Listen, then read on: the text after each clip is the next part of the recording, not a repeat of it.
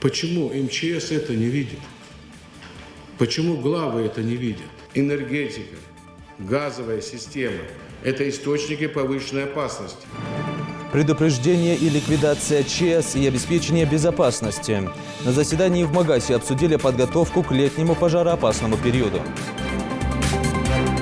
Смогут ли новые поправки в Конституцию сформировать в России социальное государство? Россияне уверены, что изменения позволят определить страну как суверенную, независимую и неделимую державу.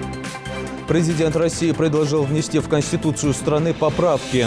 Что думают об этом жители Ингушетии, выясняла Диана Дударова.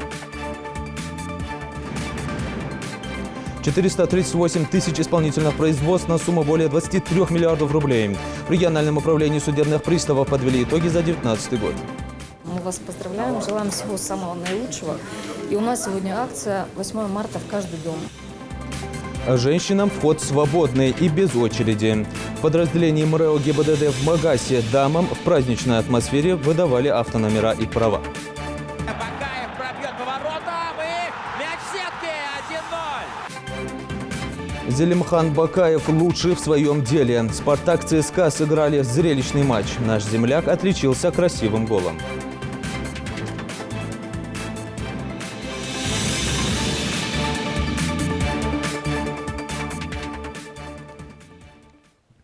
На телеканале «Ингушетия новости 24». Здравствуйте.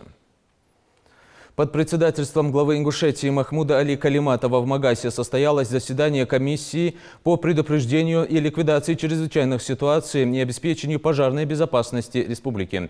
Участники совещания обсудили уровень подготовки к летнему пожароопасному периоду, состояние готовности к тушению лесных и ландшафтных пожаров в случае возникновения ЧС, а также меры по предотвращению паводков.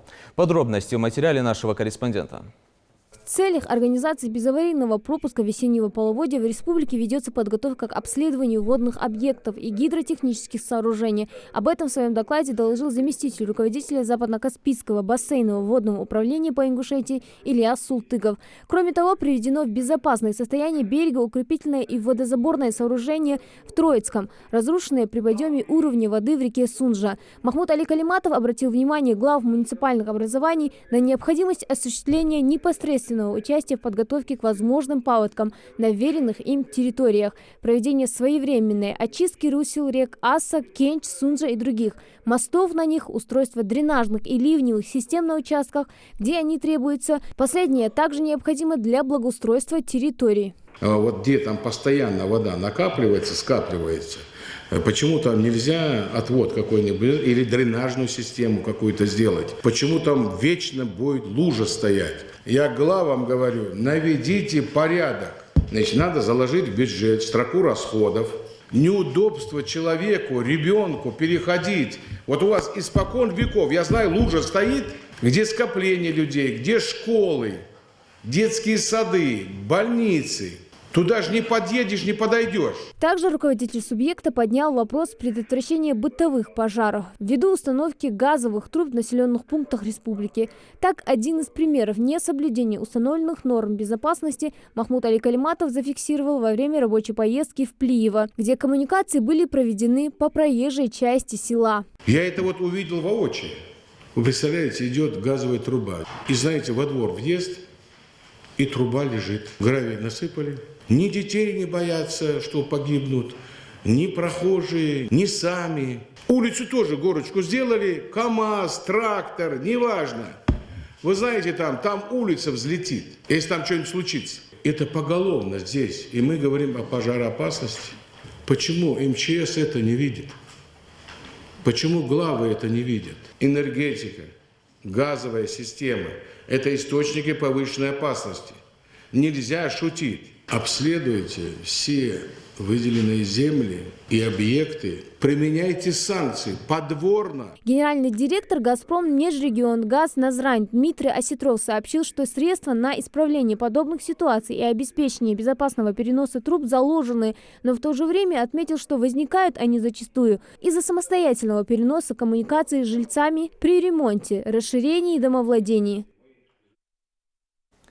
Временно исполняющий обязанности председателя правительства республики Владимир Сластенин провел очередной прием граждан. Жители региона рассказали о сложностях, в разрешении которых им необходима помощь. Так, отец 12 детей Курейш Барханоев из Яндари попросил оказать ему помощь в приобретении автобуса.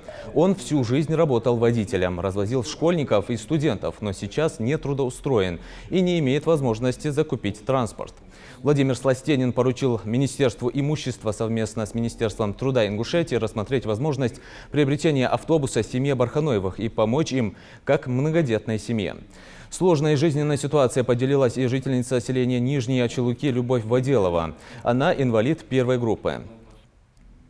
30 лет назад в результате автокатастрофы женщина получила 96% ожогов. Минстрой Ингушетии по поручению премьера займется вопросом возможности выделения жилья для женщины.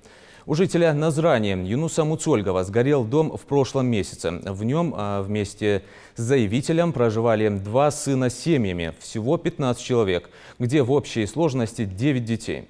Сейчас все они проживают в съемной квартире и нуждаются в помощи. Владимир Сластенин поручил администрации Назрани оказать семье возможную материальную поддержку. Внести в Конституцию страны поправки предложил депутатам президент России Владимир Путин. Эта законодательная инициатива будет рассмотрена во втором чтении 10 марта и уже на следующий день запланировано рассмотрение в третьем чтении. Поправки коснутся и социальных гарантий. Что думают об этом жители Ингушетии, расскажет Диана Дударова. Смогут ли новые поправки в Конституцию сформировать в России социальное государство? Россияне уверены, что изменения позволят определить страну как суверенную, независимую и неделимую державу. 2 марта в Госдуме завершился прием предложений.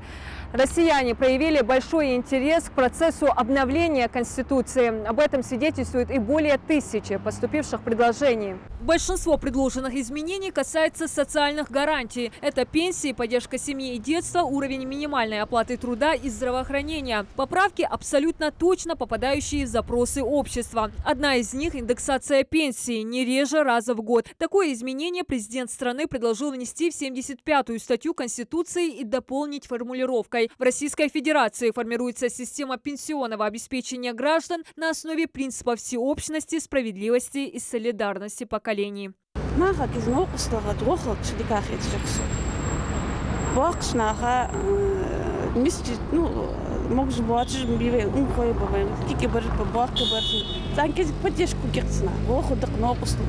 Кроме того, Владимир Путин предложил более четко прописать в законодательстве обязанность государства индексировать МРОТ. Фиксация минимального размера оплаты труда не ниже прожиточного минимума вызвала особое одобрение граждан страны. Напомним, с 1 января 2020 года МРОТ был увеличен до 12 130 рублей в месяц. Хотелось бы, чтобы заработная плата была у нас повыше, конечно. Выше прожиточного минимума было бы лучше намного, конечно. И соцпакет, конечно. Везде сейчас лекарство подорожало. Особенно медицины или любой мазь, или какой бы ни было лекарства. Покупать довольно ужасно многим это. Также было предложено отразить в Конституции норму об уважении к труду человека. Такая поправка будет привлекать внимание, уважение к людям труда и в общественном сознании, и в тех мерах, которые само государство предпринимает для развития страны, отметил глава государства. Все предложения считают важными 80% опрошенных во всех возрастных группах и типах населенных пунктов России. Инициативу обязательной регулярной индексации пенсии поддержали 91% граждан. Поправку установления МРОТ не ниже прожиточного минимума 90%. Там уже предусмотрено, все расписано, не могу ничего не добавить, не убавить.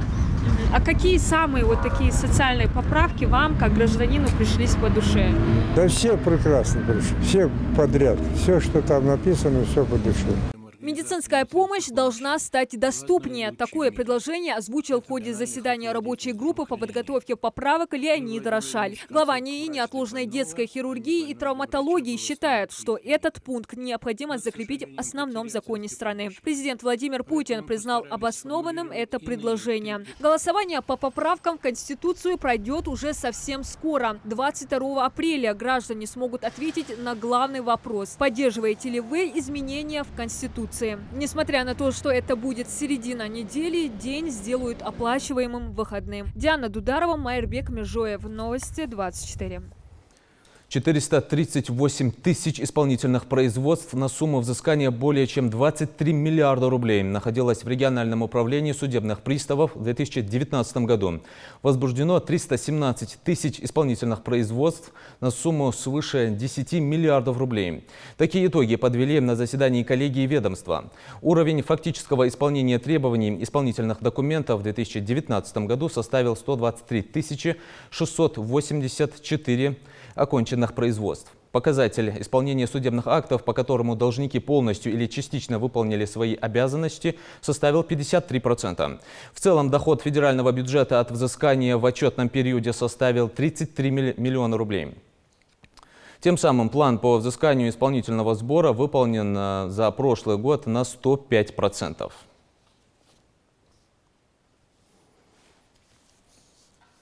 В 2020 году деятельность управления будет сосредоточена на выполнении всех показателей, в том числе путем использования современных информационных технологий, развития межведомственного взаимодействия. В этой связи определены задачи на настоящий период. В сфере обеспечения установленного порядка деятельности судов, закрепления положительных тенденций, способствующих повышению безопасности судов и взаимодействия с заинтересованными ведомствами.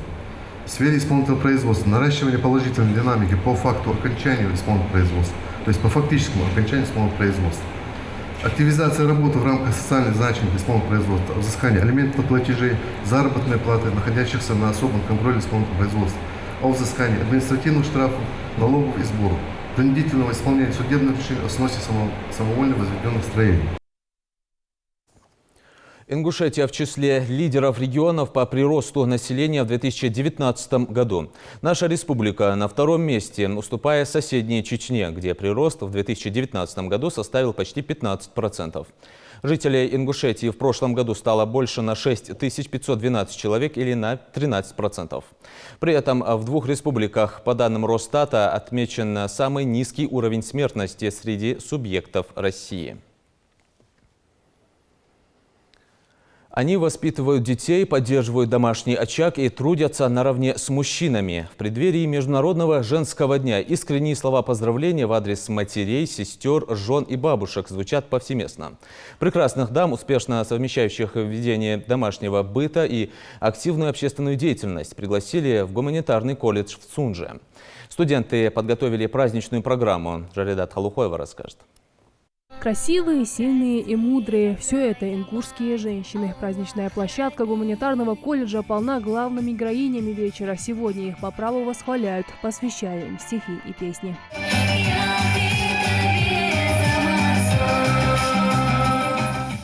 Они ищут свое счастье в семье и в любимом деле, на личном примере показывая, женщина не только хранительница домашнего очага, но и успешный учитель, писательница и общественный деятель. О том, как совмещать домашние заботы и любимую работу, поделилась Роза Хутиева, врач Суженской больницы и мать 6 детей. Своим самым большим достижением считает семью. Я даже прослезилась, вспоминая свою маму. Конечно, мне тоже хотелось бы ее сегодня поздравить, но ее нет.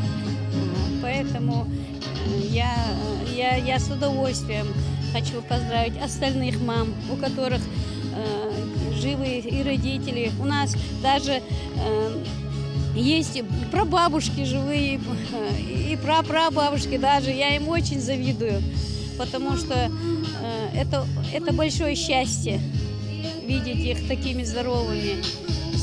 Самое главное, я хочу для родителей пожелать крепкого здоровья, а все остальное будет. Человек, чья деятельность строится на самом главном слове «мама», Лейла Амирханова, тоже здесь. Принимает в свой адрес самые искренние поздравления с Международным женским днем. Настолько приятно сегодня находиться, вы видите, такой праздник, и погода нам подстать. И еще он нас так посадил чтобы солнышко нам грело спины. Пусть артистам ослепляют глаза, лишь бы мамам было хорошо. Огромное спасибо.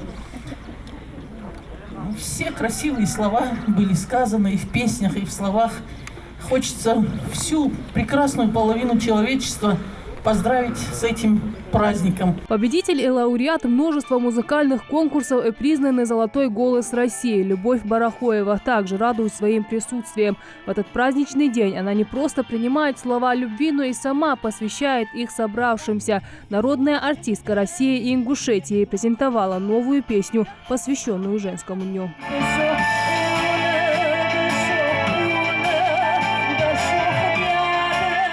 Учителя, врачи, партийные работники и общественные деятели – все они здесь, такие разные и самые любимые. До сих пор женщина остается одной из главных загадок в глазах сильного пола.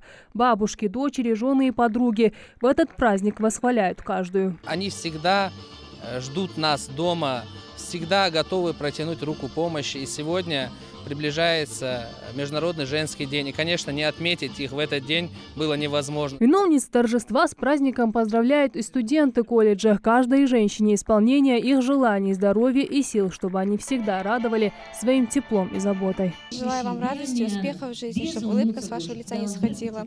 От всей души желаю вам всего самого наилучшего. Этого дня большинство женщин мира ждут из года в год. Не так важно, какой подарок им преподнесут. Главное – внимание. И чем его больше, тем лучше. Шардат Хулухоева, Адам Далаков, Новости 24.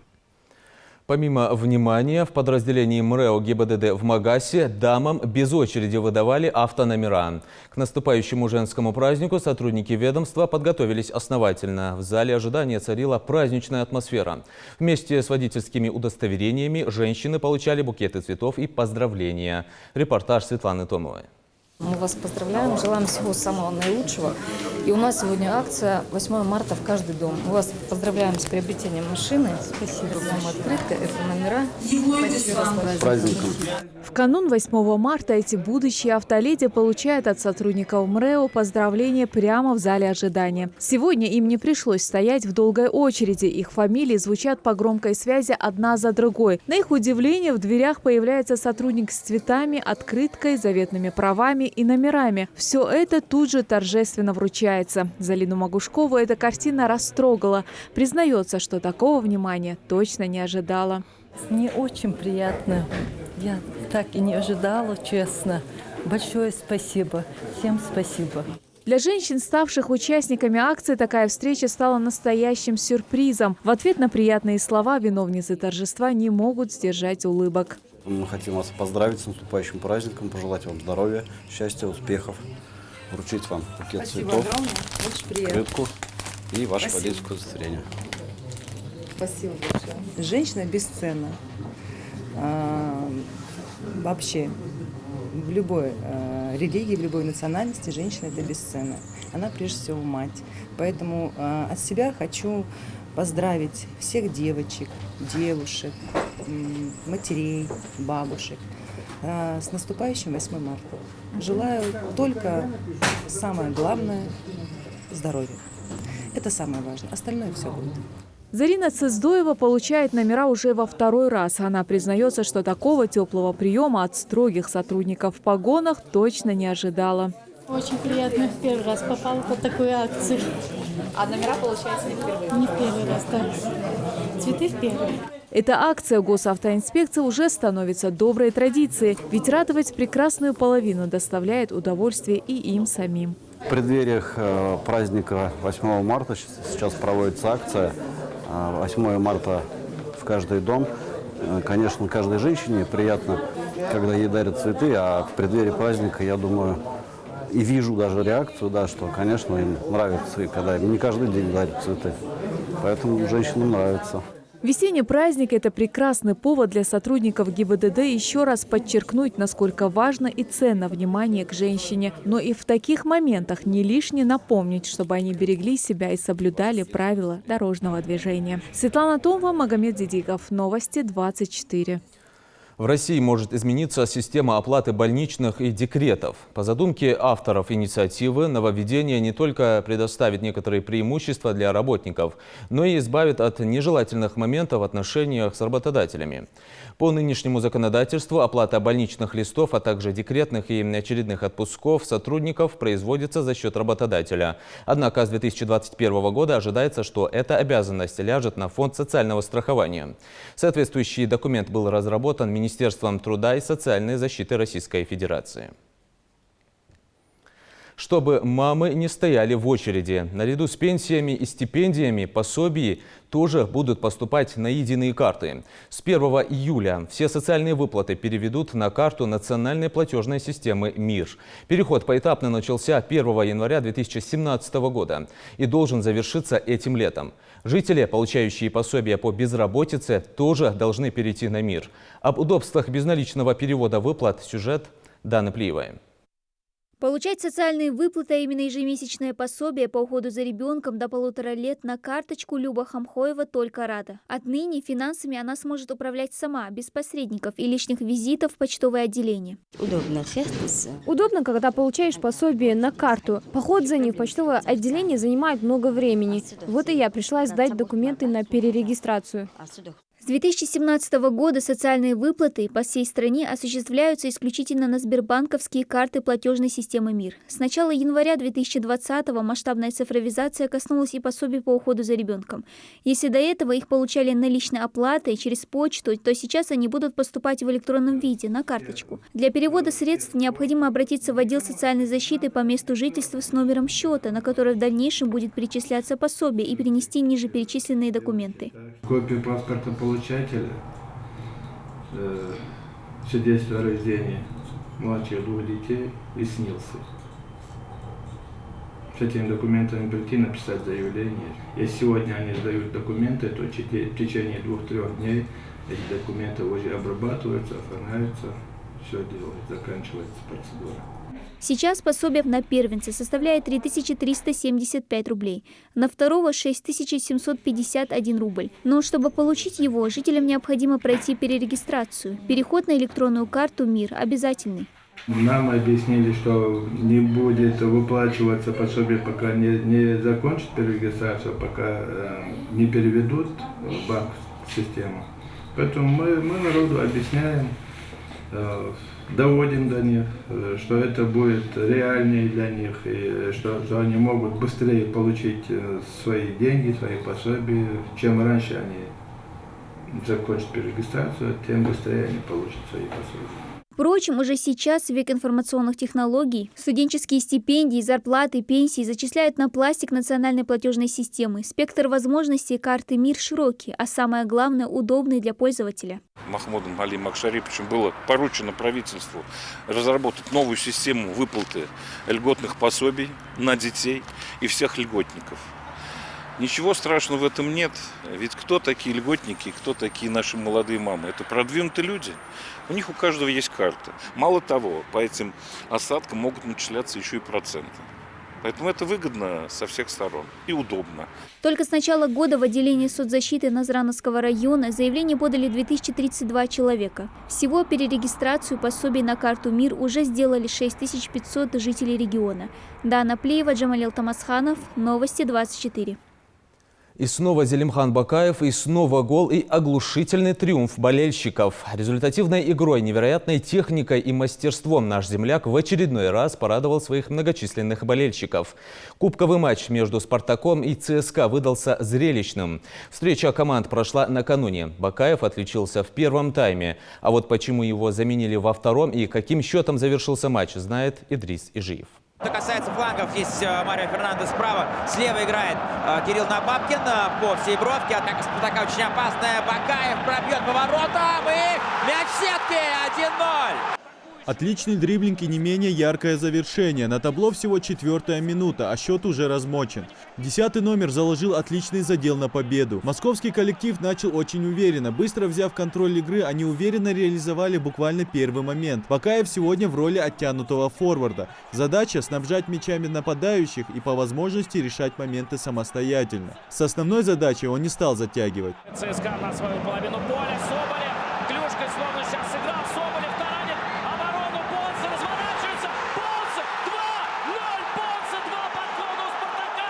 Не прошло и 10 минут, как «Спартак» удвоил преимущество, отлично реализовав голевой момент. После 2 пропущенных голов армейцы не пали духом и быстро ответили 2 мячами, обескуражив вратаря. Мне кажется, ЦСКА должен включиться по полной, попытаться один мяч отыграть, и словно слышно, этот ЦСКА забивает чистый гол. 2-1, игра, это Олимп-Кубок России. Вот длинная передача вперед, мяч очень удобно. На второй тайм команды вышли с боевым настроем, ведь на Кубке ничьих не бывает. Вот только «Спартак» остался без лидера. Зелимхана в перерыве заменили с подозрением на травму. В целом второй тайм прошел менее активно. Обе команды остерегались друг друга. В дополнительное время Ларсон все-таки смог найти ключи к воротам соперника. Ну и сейчас все самое главное, самое интересное. Пас вперед. Первый на мяче.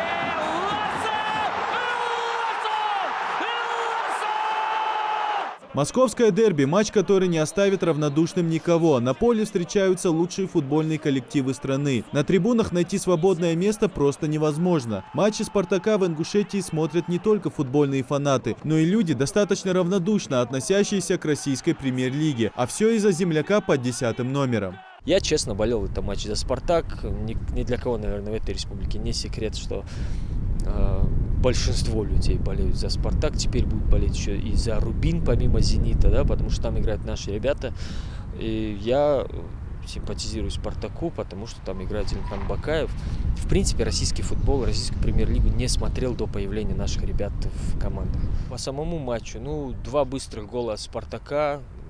Особенности гол Бакаева на 4-й минуте, когда, получив мяч в центре поля, человек просто преодолевает метров 30 и шикарным ударом переигрывает и всю защиту, и не кого-нибудь, а самого Игоря Акинфеева в воротах, который ничего сделать с этим ударом не смог. Еще удар получился хороший, с отскоком от газона. Не сказать то, что я смотрю часто футбол, увлекаюсь, но вот именно матчи «Спартака» я стараюсь не пропускать, потому что там играет наш земляк Зелимхан Бакаев.